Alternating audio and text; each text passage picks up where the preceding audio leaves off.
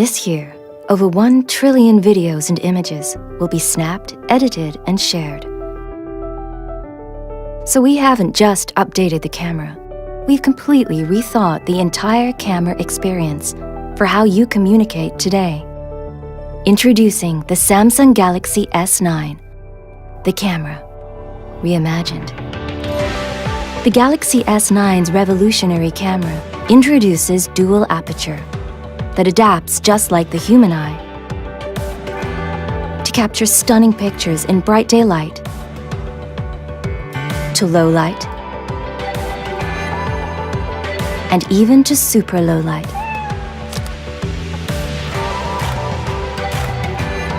Its multi-image processing takes place right on the sensor, which makes the S9 perfect for any lighting conditions.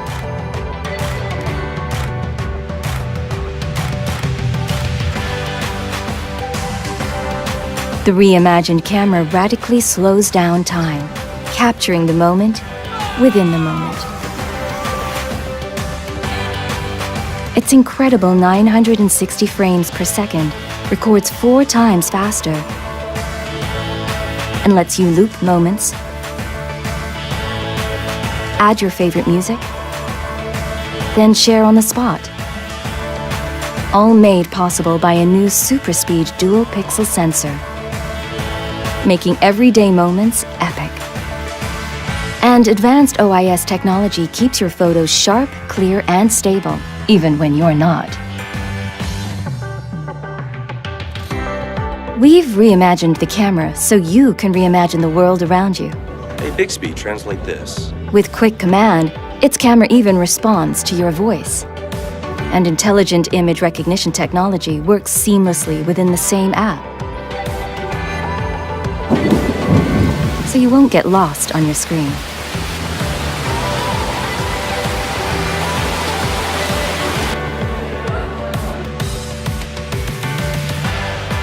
The reimagined camera turns you into an AR emoji.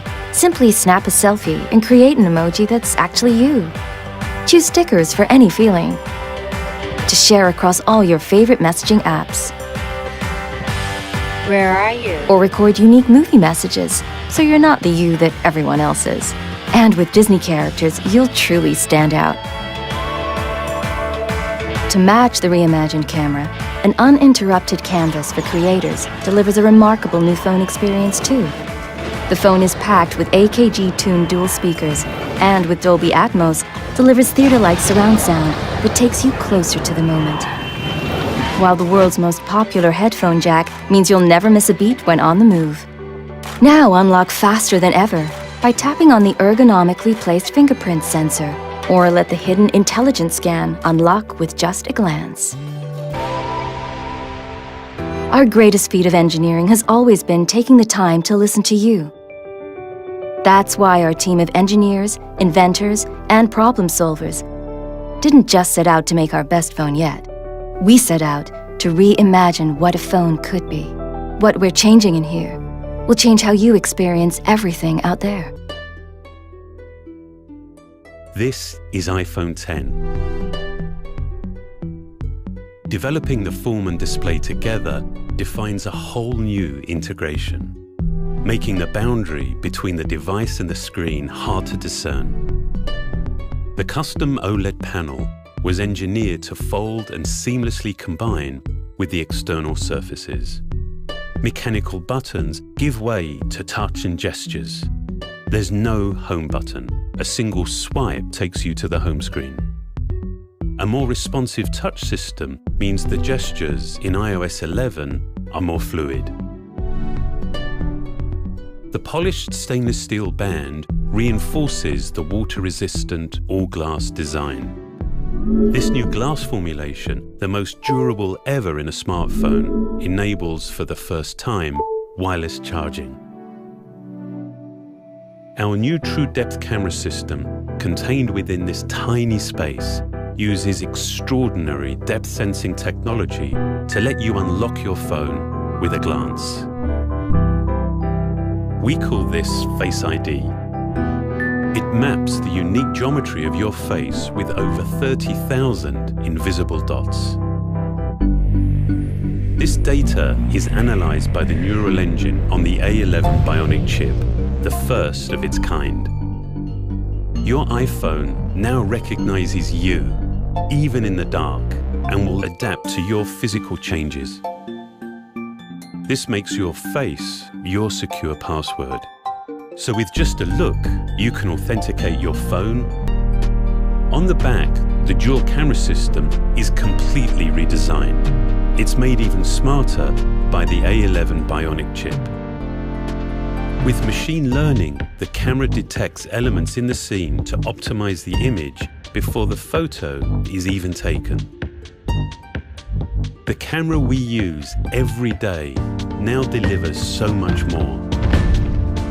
And as iOS becomes the world's largest platform for augmented reality, it will redefine what's possible.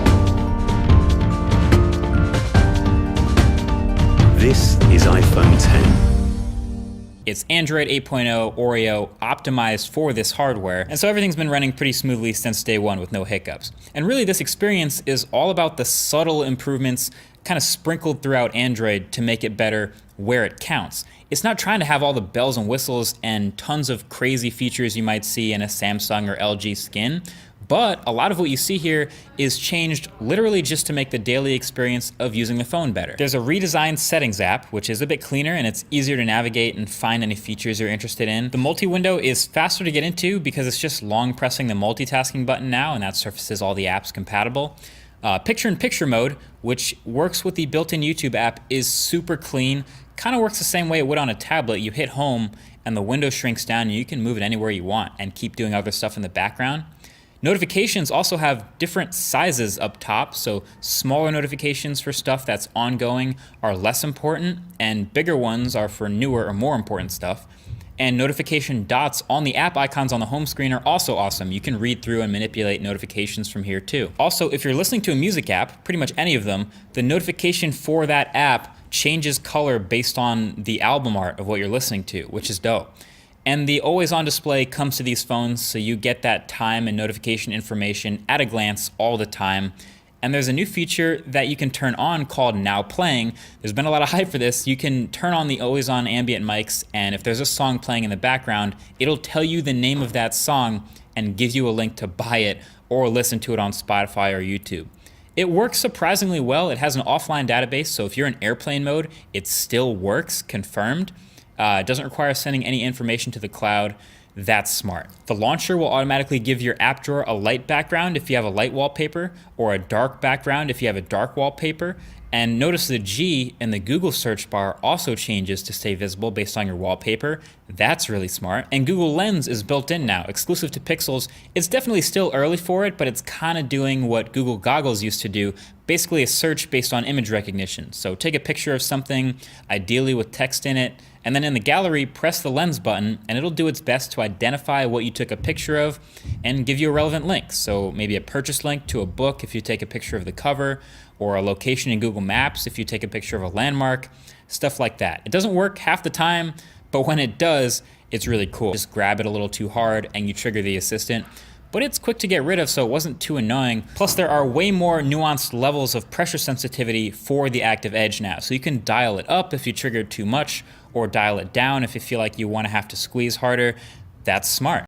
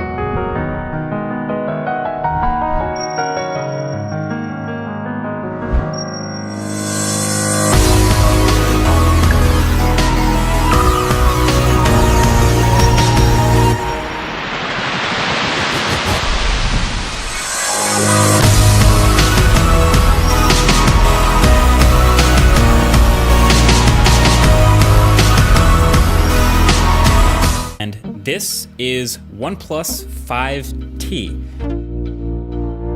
Now a 6-inch 1080p AMOLED display up front, and it gets way closer to every edge. So the side bezels are slimmer now, and the top and bottom bezels are cut down a lot.